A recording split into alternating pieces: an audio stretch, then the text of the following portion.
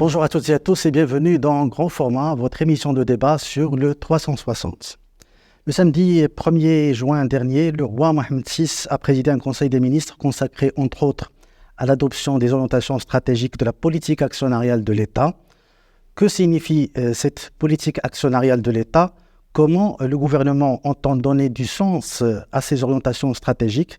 Quelles sont les prochaines étapes et à quoi faut-il s'attendre dans les prochains mois? Pour répondre à ces questions, j'ai le plaisir d'avoir à mes côtés Nadia Ftah Alaoui, ministre de l'Économie et des Finances. Bonjour Madame la Ministre. Bonjour. Merci de nous accorder cette interview dans ce lieu emblématique. Nous sommes au siège du ministère de l'Économie et des Finances à Rabat. La réforme du secteur public est à l'ordre du jour depuis presque 4 ans. Le roi Mohamed VI a déjà tracé les grandes orientations dans un discours prononcé en juillet 2020 à l'occasion de la fête du trône. Le processus de réforme a ensuite été lancé sous l'ancien gouvernement, le gouvernement de Saad El-Othmani. J'ai déjà eu l'occasion d'en parler lors d'un entretien ici même avec votre prédécesseur, Sidi Mohamed Ben Chaboun, qui a travaillé notamment sur le projet de loi relatif à l'Agence nationale de gestion stratégique des participations de l'État. Vous avez pris ensuite le relais, vous avez travaillé pendant de longs mois sur le sujet. Il y a eu l'installation de l'agence, il y a eu la désignation d'un directeur général, en la personne de Sir Altaf Zarnoun. Et au moment où on s'attendait à une opérationnalisation de la réforme à travers des projets concrets, on découvre qu'on est encore au stade de la réflexion stratégique, au stade des orientations stratégiques. Est-ce qu'on peut parler d'un retard à l'allumage? Est-ce qu'il y a une lenteur dans la mise en œuvre de la réforme du secteur public? Bien, d'abord, je vous remercie pour l'invitation et notamment pour parler de ce sujet important de la réforme des établissements et entreprises publiques à l'aune, on va dire, des auto-orientations de Sa Majesté par rapport à la politique actionnariale de l'État. Je vous remercie également d'aborder le sujet, on va dire, comme ça, en s'interrogeant sur cette réforme, sa cadence et sa dynamique. Pour rappel, les orientations de Sa Majesté, que Dieu l'assiste, a été donnée en 2020 à 2 reprises, donc à la discours de la fête du trône et l'ouverture du Parlement, sur une volonté, des instructions fermes pour une meilleure gestion du portefeuille, on va dire, public et du rôle de l'État actionnaire, qui ont été effectivement, on va dire, synthétisées dans 2 lois fondamentales, 2 lois cadres, celle de la réforme des établissements publics et de la création de l'agence. Donc si on met le compteur là, effectivement, on est quasiment à 3 ou 4 ans. Maintenant, ce qui est extrêmement important, c'est que cette réforme est stratégique pour notre pays, parce que ces établissements et entreprises publiques ont un rôle majeur dans les politiques publiques, dans l'infrastructure et dans le développement, et que l'opérationnalisation doit se faire dans les règles de l'art. Donc je rappelle que le démarrage d'opérationnalisation, je pourrais le dater avec le premier conseil d'administration qui s'est tenu en décembre 2022. Qu'est-ce qu'il s'est passé depuis décembre 2022? C'est extrêmement important. D'abord, réunir des équipes, un pool de talents. Donc certains qui venaient, on va dire, du ministère de l'Économie et des Finances, de l'ADEPP, d'autres ont rejoint d'autres établissements publics, du secteur privé. C'est extrêmement important que nous avons également mis en place les instances de gouvernance, et donc l'agence est dotée d'un conseil qui est représentatif des secteurs les plus importants. Et beaucoup de lois, de décrets qui découlent de cette réforme, parce qu'il y avait un ensemble, on va dire, de dispositifs à mettre en œuvre. Typiquement, puisqu'on parle de gouvernance, donc il fallait aussi la loi pour les administrateurs indépendants, leur nomination, c'est extrêmement important. C'est juste un exemple pour illustrer que nous avions 2 lois cadres qu'il fallait mettre en œuvre avec d'autres lois, d'autres textes réglementaires, décrets, arrêtés, circulaires, etc. Donc ça, c'est un travail qui se fait en chambre, pas seulement en chambre, puisque nous sommes allés au Parlement et que nous avons eu la discussion, on va dire, institutionnelle et démocratique qu'il fallait, clairement peut-être pas perceptible par le citoyen marocain à qui nous devons des réponses sur cette dynamique et le rythme de la réforme. Maintenant, ce qui est extrêmement important, c'est que les orientations de la politique actionnariale sont un jalon fondamental. C'est celle qui donne le cap pour que l'État se détermine sur que faire avec ce portefeuille. Alors justement, comment ces orientations vont se traduire sur le terrain? Comment vous allez procéder? Quelles sont les prochaines étapes? Alors, le processus d'abord. Donc, nous avons ces hautes orientations qui sont au nombre de 7. À présent que nous avons ce cap, l'Agence nationale de gestion stratégique des participations de l'État doit préparer une politique actionnariale qui est soumise à ces instances. Ensuite, elle est soumise à une instance de concertation pour laquelle il fallait également des textes réglementaires présidés par le chef du gouvernement avec un ensemble de parties prenantes pour qu'on se mette d'accord sur quelle est cette politique actionnariale de l'État qui ensuite sera soumise à l'approbation d'un conseil de gouvernement. Concrètement, ce que nous souhaitons et notre ambition, c'est qu'à la rentrée du mois de septembre, nous ayons passé toutes ces étapes pour proposer une politique actionnariale qui donne un cap, qui donne une clarté et qui donne, on va dire, des orientations sur la gestion performante et dynamique du portefeuille. D'ici le mois de septembre, on aura une feuille de route claire et précise. On aura, je l'espère, une politique actionnariale de l'État qui sera aussi, qui doit être, on va dire, consensuelle après des discussions avec l'ensemble. Alors, votre prédécesseur, M. Hanoun Chaboun, n'excluait pas l'idée d'une loi de programmation, à l'instar de la réforme fiscale, qui fixe une période de 5 ans pour finaliser tout le processus. Est-ce que cette option est toujours à l'ordre du jour? Écoutez, nous avons déjà un cap avec les lois cadres et on a une échéance pour laquelle il faut finir, on va dire, de mettre en place une réforme. Une fois que nous avons cette politique actionnariale de l'État et que nous devons ensuite, on va dire, l'implémenter soit par pôle, soit par établissement, on verra si effectivement c'est utile d'avoir une loi sur 5 ans, peut-être une loi sur 10 ans, mais je pense que vraiment le sujet, c'est se prononcer sur cette politique actionnariale de l'État. Vous avez parlé tout à l'heure de la gouvernance. Comment va être structurée cette réforme en présence de plusieurs intervenants? Chaque entreprise publique relève d'un département de tutelle. Il y a aussi l'agence. Est-ce qu'il n'y a pas le risque d'une interférence entre l'agence des participations publiques et les ministères de tutelle, par exemple? Alors, d'abord, ce n'est pas nouveau. Je pense que les établissements publics ont toujours été sous une tutelle technique, une tutelle du ministère de l'économie et des finances qui était peut-être plus incarnée soit par la direction, la DEPP ou le budget. Donc aujourd'hui, les rôles sont clairs.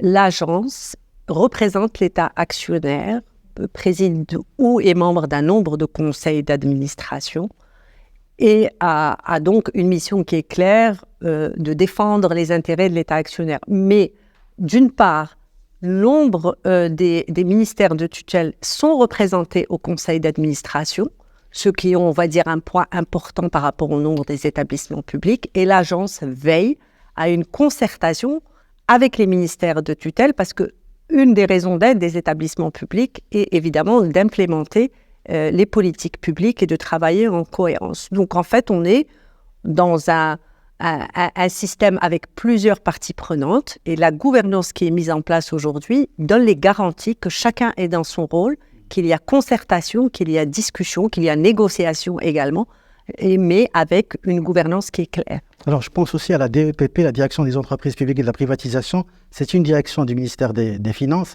Que devient la DEPP dans cette nouvelle configuration? Merci de poser la question, parce qu'il y a beaucoup de malentendus sur la DEPP. Là, c'est une direction fondamentale pour le ministère, pour les établissements et entreprises publiques. On est à peu près à 273 établissements et entreprises publiques. Seuls 57 d'entre eux sont dans le giron de l'agence. Toutes les autres sont supervisées par le ministère de l'économie et des finances à travers la direction, à travers la DEPP. Donc la DEPP est très occupée avec un portefeuille qui est propre et la DEPP est aussi partie prenante dans certaines discussions, certains sujets, certains conseils du périmètre de l'agence.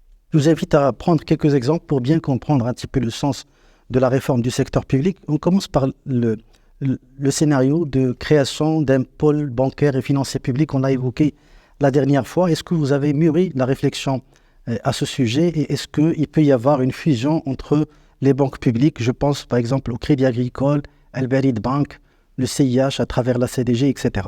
Très bien. Je pense que la question de pôle financier, d'abord, il existe ce pôle financier. Il n'est pas organisé en tant que tel, vous l'avez rappelé. L'État marocain est présent à travers la CDG, le Crédit Agricole, la Poste, dans le secteur financier et de façon importante. Aujourd'hui, regardons les impératifs de notre économie et des financements. Donc, nous avons de l'investissement productif à financer.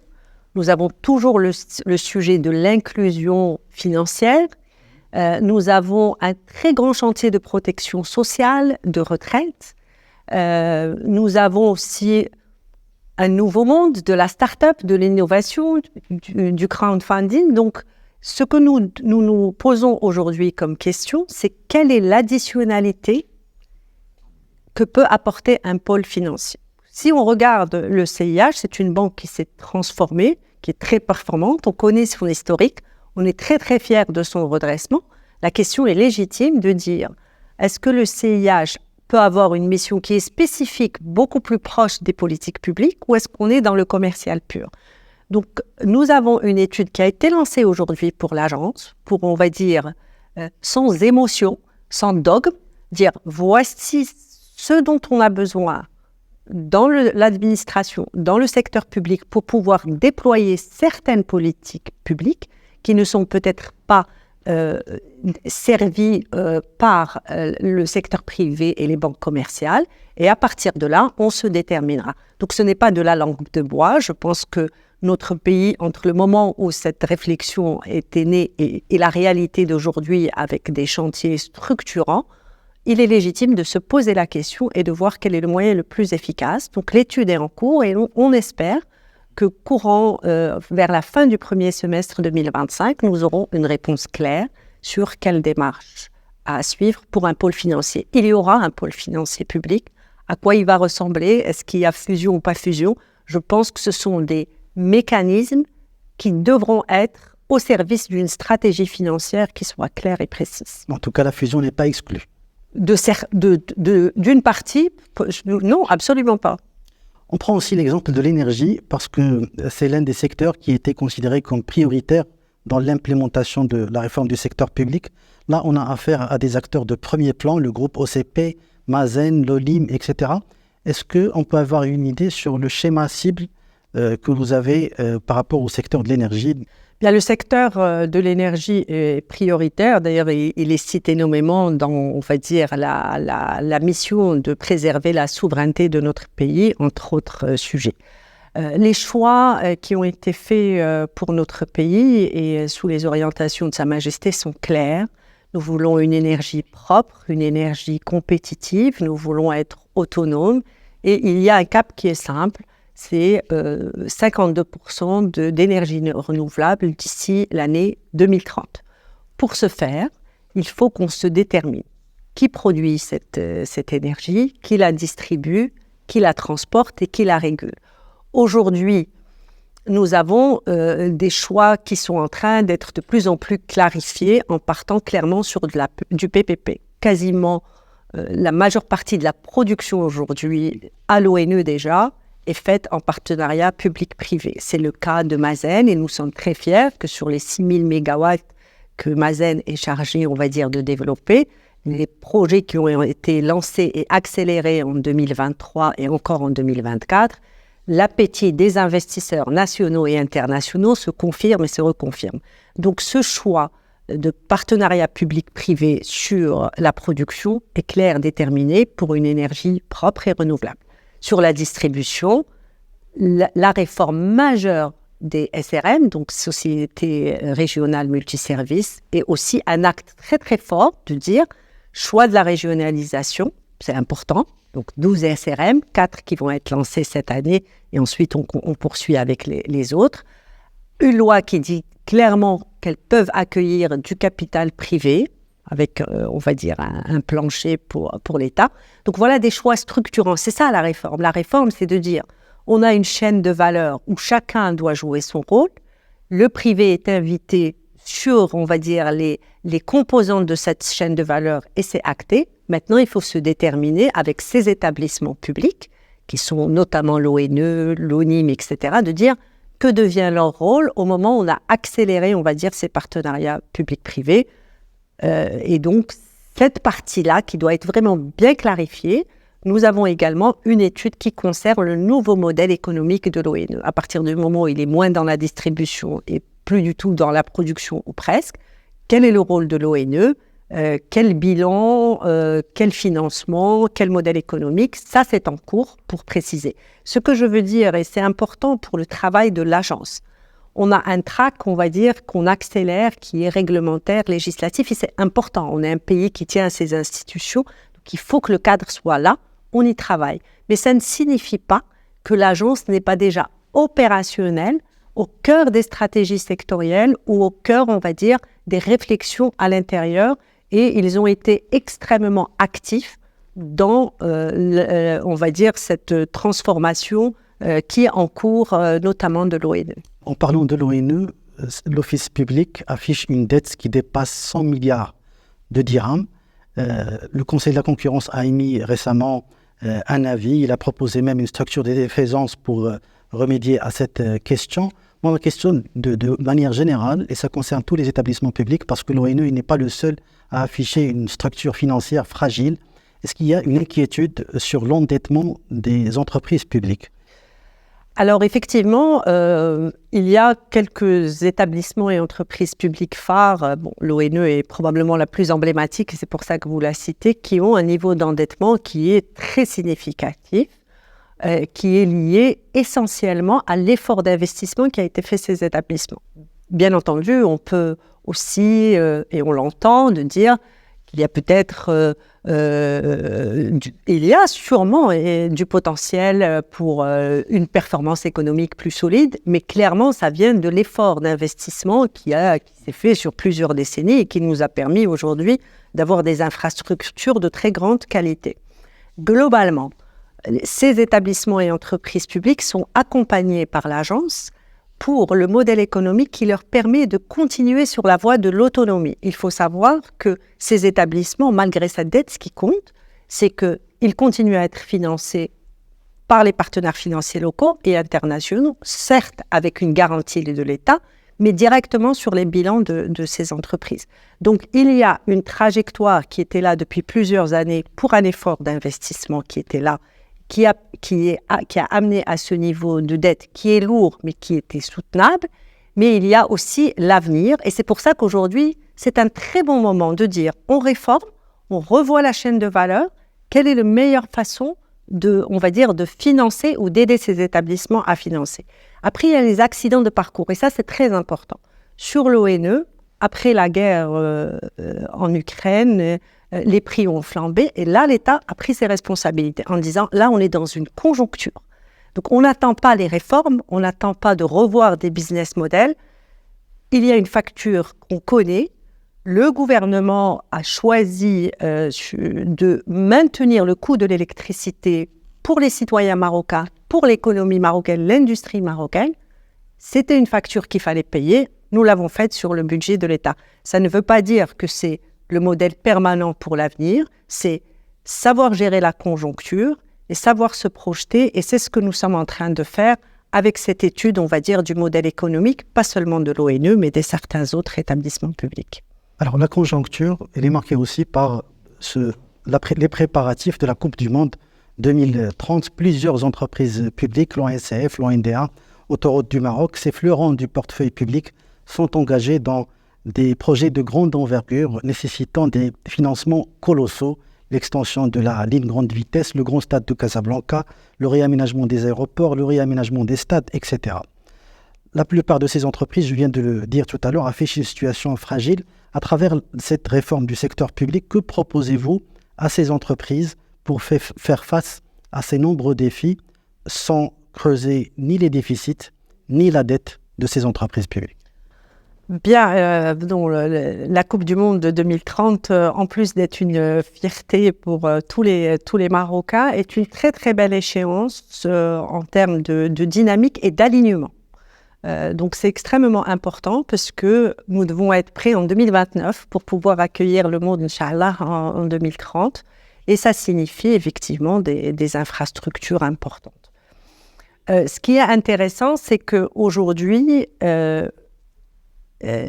cette dynamique des partenariats publics-privés qui a été accélérée, qui a fait ses preuves, puisque comme je vous disais, on a pris l'exemple de l'énergie, mais chaque fois qu'on a ouvert les usines, on va dire, de dessalement, l'éolien, le solaire, les investisseurs viennent parce que notre pays, notre administration, nos établissements sont des partenaires crédibles pour construire des partenariats publics-privés, ce qui va être le cas également pour la majeure partie des investissements que nous souhaitons faire pour être prêts pour la Coupe du Monde.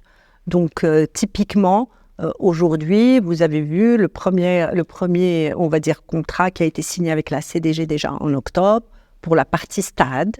Vous avez rappelé que l'ONCF va accélérer la ligne à grande vitesse. Et là, je peux vous dire que beaucoup d'investisseurs, qu'ils soient constructeurs ou investisseurs financiers, internationaux, sont vraiment extrêmement intéressés par également être partie prenante. Donc, il faut effectivement beaucoup de partenariats publics-privés. Il faut l'investissement des régions, probablement également une contribution par le budget de l'État, soit via, on va dire, les mécanismes de convention, etc. Mais la ligne rouge, et vous l'avez clairement indiqué, c'est que les fondamentaux macroéconomiques sont maintenus. Nous avons une trajectoire pour baisser progressivement le déficit, le niveau de dette, et ça ne sera pas, on va dire, remis en cause à l'occasion de cet effort d'investissement important. Alors, dans le cadre de cette réforme, le gouvernement s'engage dans une gestion dynamique du portefeuille de l'État. L'État sera amené à se désengager dans certains secteurs d'activité. Vous avez laissé entendre qu'il y aura une refonte du régime des privatisations. Est-ce que vous pouvez nous parler des principaux changements à venir, notamment dans le choix des entreprises privatisables? Et est-ce qu'il faut s'attendre à une nouvelle vague de privatisation similaire à celle qu'on a vécue dans les années 90 et dans les années 2000? Alors, je n'ai pas sous-entendu qu'il y aurait un changement de la loi sur la privatisation. Je vous confirme que nous y travaillons et nous avons l'obligation de le faire. D'abord parce que c'est, on va dire, prévu dans cette réforme et parce qu'on ne peut pas dire qu'on veut avoir une gestion dynamique de notre portefeuille sans revoir les mécanismes de privatisation. Ce qui est fondamental, c'est que c'est la politique actionnariale de l'État qui dira à ce qu'il faut garder tout ou partie des établissements, certains établissements ou entreprises publiques. Donc, nous ne voulons plus l'aborder par une liste de privatisables. Voilà ce qui est prêt à la cession. Ce qu'on a l'habitude à faire à chaque loi de finances, on a une liste des entreprises privatisables. Absolument. Maintenant, jusqu'à la loi de finances de 2024, nous n'avions pas une politique actionnariale de l'État. Nous n'étions pas déterminés, on ne s'était pas déterminé avec toutes les parties prenantes de dire ce secteur, je prends n'importe quel cas, dans ce secteur, l'État veut continuer à être acteur ou dans ce secteur, l'État considère qu'il a fini sa mission et il veut se désengager. Avec la politique actionnariale de l'État, nous aurons, on va dire, plus de clarté sur ce qu'il faut faire. L'autre chose qui est importante sur les privatisations, c'est que l'État actionnaire, dans l'État actionnaire, il y a le mot actionnaire. Et donc, en responsabilité, vous pouvez dire, j'ai besoin d'investir dans ce secteur ou de désinvestir dans ce secteur, mais vous ne le faites que quand les conditions de marché le permettent. La chance que nous avons, et je pense que c'est extrêmement important, c'est que nous réalisons, on va dire, notre loi de finances, nos prévisions budgétaires, et que nous n'avons pas le couteau sous la gorge pour dire il faut absolument que je cède dans n'importe quelle condition. Donc ça, c'est vraiment ça qu'on essaye de dire. Encore une fois, ce n'est pas de la langue de bois. Vous me dites le pôle financier. On pourrait aujourd'hui dire pourquoi on ne vendrait pas quelques actions du CIH? Est-ce qu'on ne veut pas accueillir quelqu'un dans le capital de ABB? Financièrement, je peux vous répondre en disant oui, ça peut valoir tant, ça fait tant d'argent. Mais est-ce que, au moment où nous sommes en train d'accélérer l'inclusion financière, où nous avons des chantiers sociaux extrêmement importants, où on veut accompagner les gens à acquérir du logement social partout, on veut du crowdfunding, est-ce qu'on ne doit pas d'abord répondre à cette question, quel est le rôle du pôle financier de l'État, avant de dire 15%, ça rapporte pourtant, est-ce que c'est bien, c'est pas bien? Donc, c'est vraiment ça qu'on essaye d'expliquer, de dire, c'est ce que doit capturer toutes les réformes que nous faisons, et notamment celle de la privatisation. Alors, Madame la Ministre, en regardant de près les 7 orientations stratégiques, je ne suis pas le seul à le dire, on a du mal à déceler un petit peu la doctrine qui sous-tend la réforme de l'État, cette réforme sous l'angle du rôle qui sera dévolu à l'État. On sent qu'il y a un retour en force de l'État qui garde la main sur les secteurs stratégiques ou de souveraineté, et de l'autre, on ouvre la voie à un désengagement de l'État à travers l'accélération de la privatisation. Est-ce qu'on est là face à une nouvelle approche dans laquelle il y aura une cohabitation entre deux orientations, une orientation interventionniste de l'État à côté d'un comportement libéral à travers les privatisations? Très franchement, il faut vraiment qu'on apporte de la clarté par rapport à ça. On va prendre un établissement qui est notre fierté à tous, qui est l'OCP. D'abord, nous n'avons aucune autre compagnie au Maroc qui est de la taille de l'OCP. Et je serais ravie qu'on ait des entreprises marocaines du secteur privé qui aient sa taille. Donc, l'OCP est la seule entreprise de sa taille qui a un programme d'investissement de 13 milliards de dollars sur une période de 5 ans. C'est important. Quand l'OCP, qui est public, qui va rester encore public longtemps, fait ses investissements, qu'est-ce que l'OCP fait en même temps? L'OCP dit « Je veux que 60% de la valeur ajoutée soit au Maroc ». Ça veut dire quoi? Ça veut dire qu'on fait travailler des entreprises privées qui doivent grandir. Ça veut dire qu'on donne l'occasion à de nouvelles entreprises de se créer. Ça veut dire qu'on incube des startups à l'UM6P pour développer des technologies. C'est ça qu'on veut dire. Est-ce que le minerai les phosphates sont stratégiques pour notre pays? Oui. Est-ce que les engrais sont stratégiques pour notre pays? Oui. Est-ce que le dessalement est important? Oui. Le renouvelable, l'hydrogène vert. Donc, il faut comprendre qu'à travers un financement qui est perçu comme public, qui est fait par l'OCP, c'est tout un écosystème d'entreprises marocaines qui marche. Même chose sur l'OCP, parce que je prends que cet exemple. Une des orientations, c'est l'intégration régionale, internationale, avec une mention particulière pour l'Afrique. L'OCP, quand elle double sa capacité des engrais, le Maroc en profite, beaucoup de nos pays frères africains en profitent. Mais également, l'OCP est de plus en plus en train d'investir dans des modèles partenariats public-privé ou public-public dans d'autres pays. Donc, quand on dit qu'on a une souveraineté, ça ne veut pas dire qu'on veut être actionnaire à 100% dans ce secteur. On se dit que l'État a une vision, une stratégie sous les orientations de Sa Majesté avec une ambition claire, que l'établissement public, quand il réussit, eh bien, ça bénéficie à l'ensemble de l'écosystème et d'abord au secteur privé. C'est la démonstration que nous souhaitons faire, mais ce n'est pas juste une démonstration, c'est une véritable conviction de dire pas besoin d'opposer le capital public au capital privé. Il faut d'abord se mettre d'accord sur une ambition, un appétit pour être des champions, des leaders régionaux. Maintenant, si c'est l'établissement public qui a la taille aujourd'hui pour le faire, soit. S'il y a un relais, et c'est ce qui est souhaité, et c'est l'instruction qui a été donnée pour que le privé grandisse. Donc, quand on a dit qu'on veut une inversion avec le privé qui représente 2/3 des investissements, nous n'avons jamais dit que vous voulez baisser l'investissement. Ce qui serait extraordinaire, et c'est l'ambition, c'est que les deux grandissent en même temps et plus vite. Et ça signifierait qu'on a ce volume d'investissement qui est souhaité et qui est nécessaire pour atteindre des niveaux de croissance pour notre ambition commune. Donc, il nous reste quelques minutes, Madame la Ministre. Je voudrais profiter de votre présence pour avoir un éclairage sur des sujets d'actualité qui relèvent du ministère des Finances. Je commence par la dette publique. On a parlé tout à l'heure de la dette des entreprises et des établissements publics. Le gouvernement vient de présenter son bilan de mi-mandat.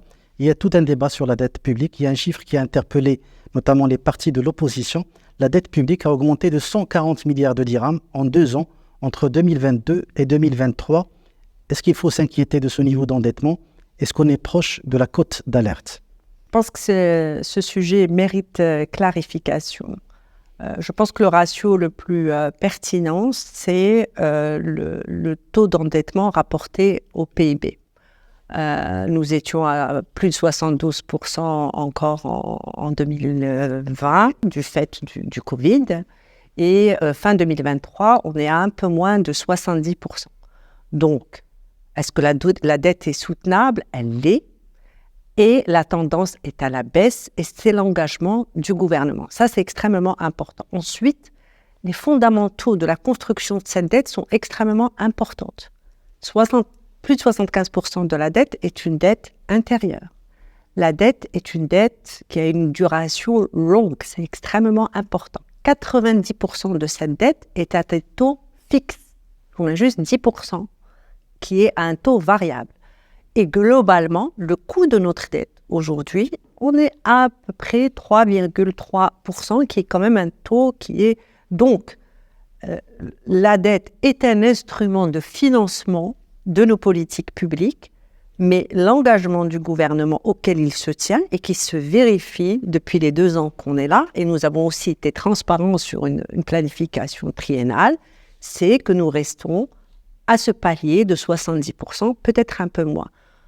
On n'a pas annoncé qu'on accélérait la baisse, même si on l'a entamée, pour une raison très simple, et nous l'avons expliqué, c'est que en même temps, nous avons une ambition d'accélérer la croissance, surtout après les multicrises que nous avons vécues.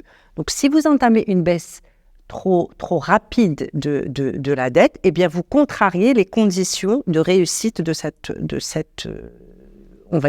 croissance souhaitée.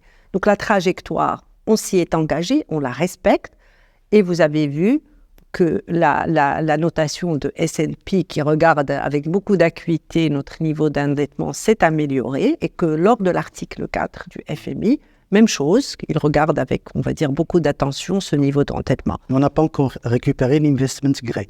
Absolument. Nous n'avons pas récupéré l'investment grade. Donc, quand je suis interrogée par les agences de notation, je leur dis qu'aujourd'hui, les conditions sont peut-être même meilleures qu'au moment où on avait l'investment grade. C'est un objectif auquel on travaille et nous continuerons donc à clamer que la ligne rouge, ce sont les fondamentaux macroéconomiques pour des raisons de soutenabilité et de ne pas contrarier la trajectoire de réforme et d'investissement que nous souhaitons tous. Par contre, Madame la Ministre, vous avez annoncé récemment que le Trésor pourrait faire une sortie sur le marché international d'ici la fin de l'année, sachant que le Maroc peut à tout moment profiter de la ligne de précaution ouverte des 5 milliards de dollars qu'on n'a pas encore tirés auprès du FMI. Est-ce que vous pensez que les conditions sont aujourd'hui réunies pour faire une sortie du Trésor sur le marché international? Écoutez, une sortie à l'international est un instrument parmi beaucoup d'autres pour optimiser le financement de notre économie. Donc nous avons, comme je vous disais, on s'appuie d'abord sur les financements internes et nous avons, on va dire, une autorisation, un plafond que nous avons approuvé au Parlement pour la loi de finances. Il est de notre responsabilité de scruter tout le temps, tous les ans, les marchés internationaux.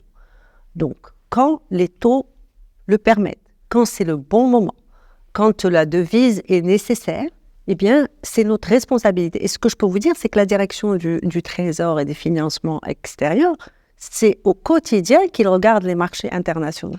Alors, on a peut-être l'habitude de sanctuariser ou je ne sais pas comment trop le dire, mais disons d'en faire un événement.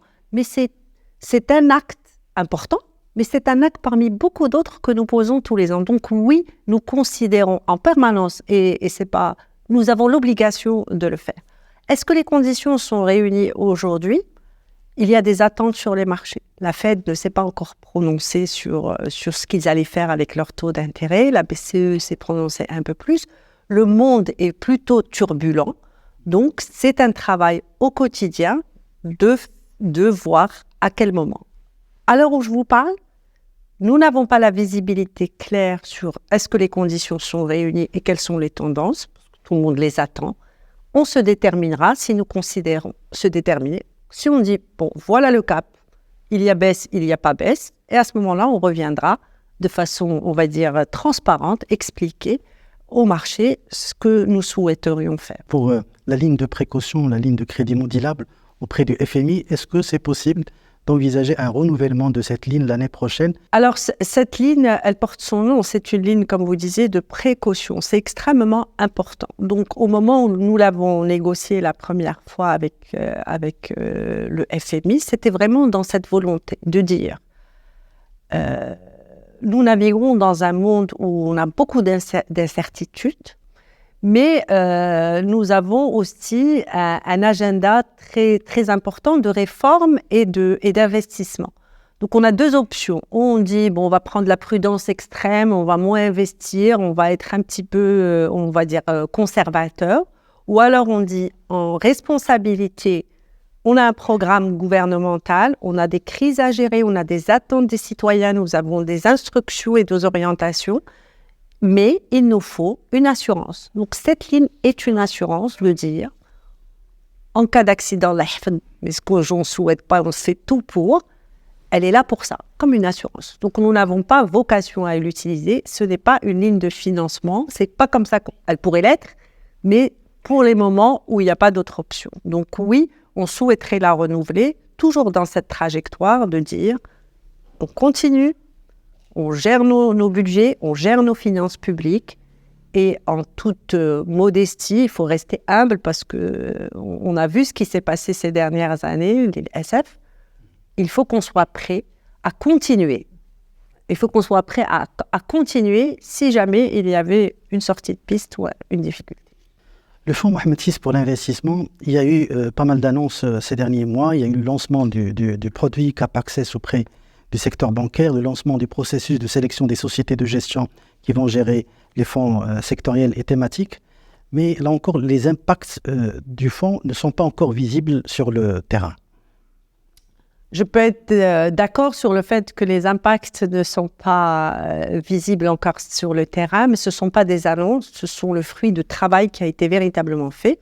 Donc, je vous reconfirme que après l'appel à manifestation qui a été fait en 2023, aujourd'hui, il y a 17 fonds qui ont été sélectionnés par le Fonds Mohamed VI, 9 fonds nationaux et il y a 7 fonds internationaux et un mix. Ça, c'est très important, puisqu'en fait, les sociétés de gestion sont diversifiées, avec 10 fonds généralistes, mais des fonds sectoriels. Et je suis vraiment très heureuse qu'il y ait des fonds d'investissement qui sont venus pour faire que de l'agriculture, que du tourisme, que du transport.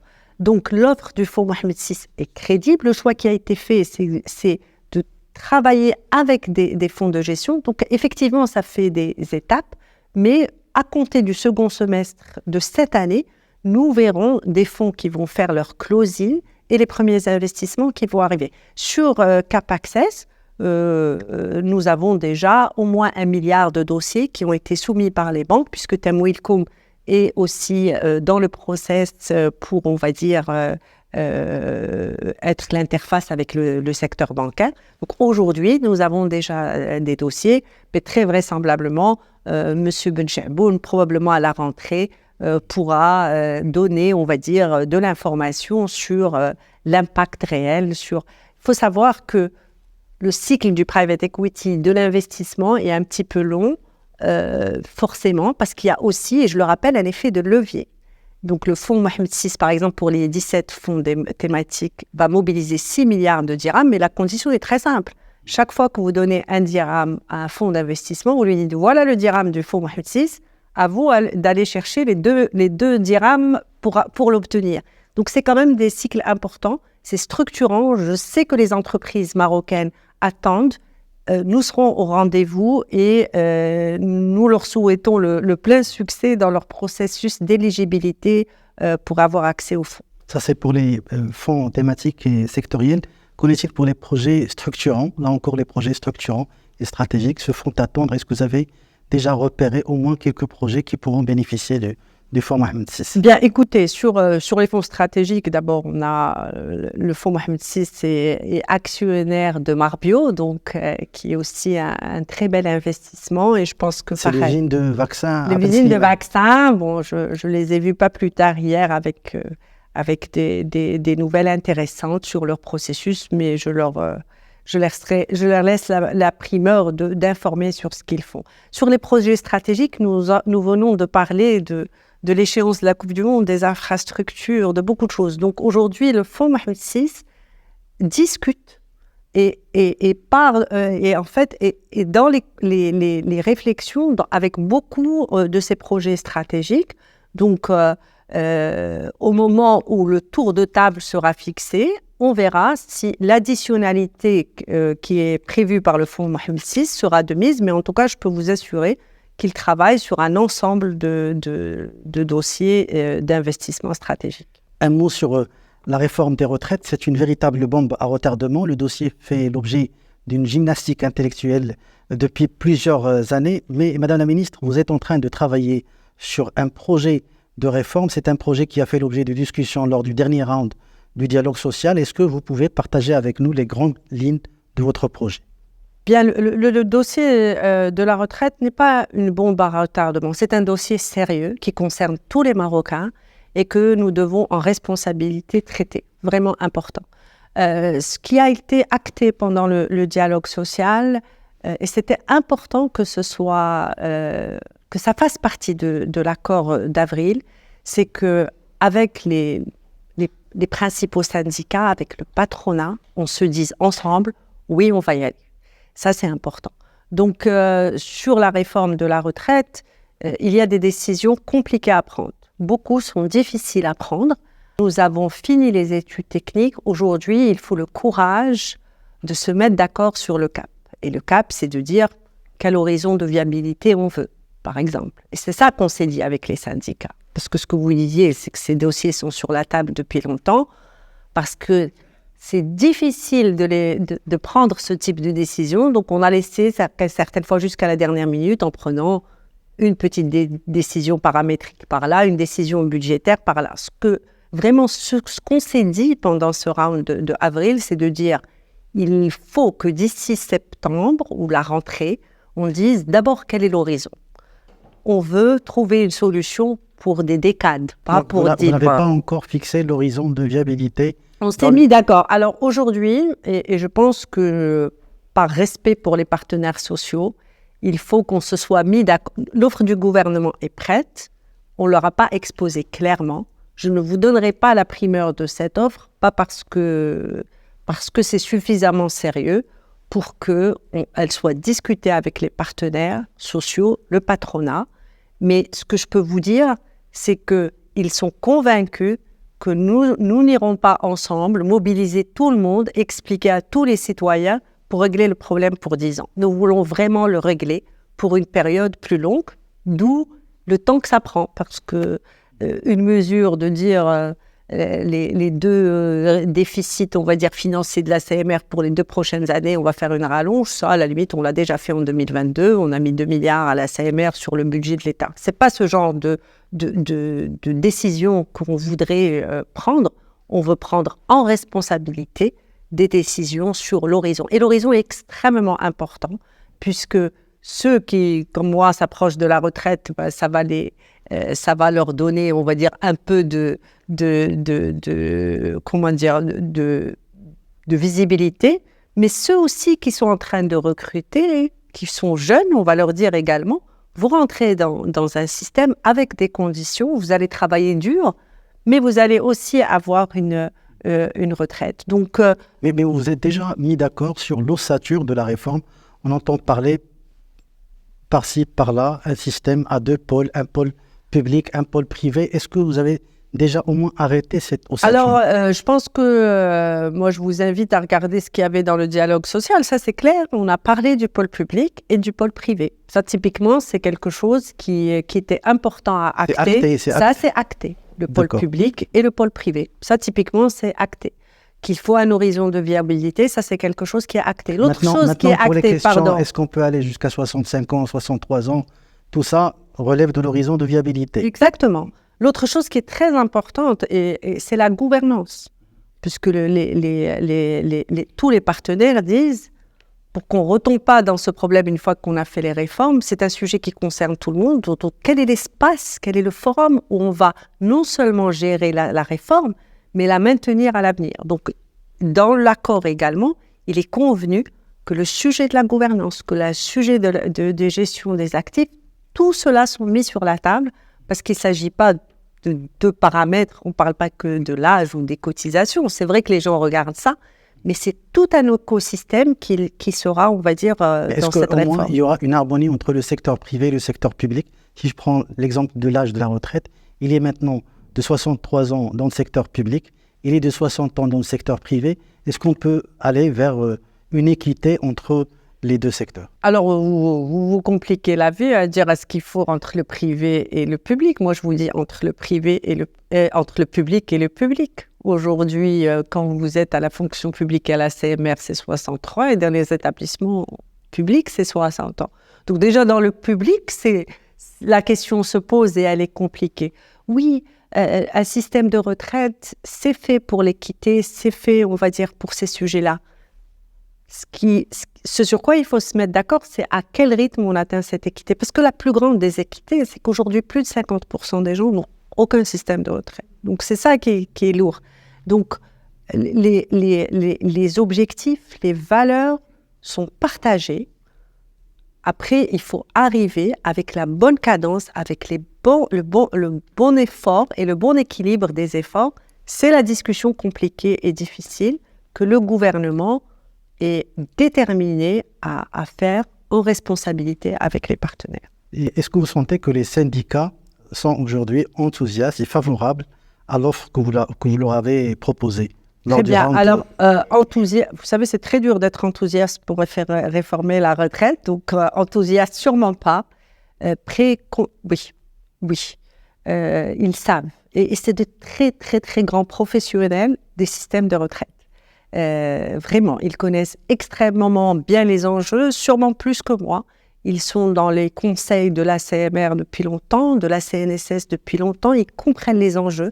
Ils savent que quand ces dossiers sont mal gérés, ce que ça veut dire pour les pensions des gens, des retraités d'aujourd'hui.